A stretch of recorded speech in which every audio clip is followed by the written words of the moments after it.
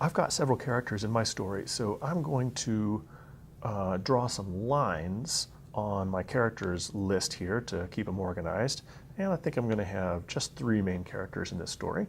And my first character is Linda, and my next character is, oh, I can't remember, maybe it was Joe. You get the idea.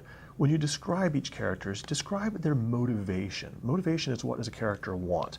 Linda, for instance, wants to get Joe to like her. Everyone wants something, and what they want is that motivation.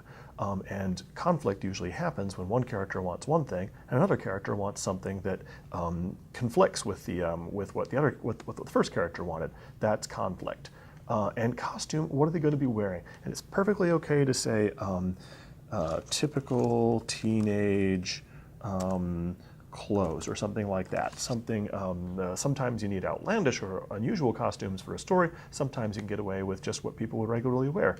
And keep in mind, your actors are probably going to be the other people in your class with you. So unless you've got access to real professional actors, you've got to work with the people you've got, including costuming.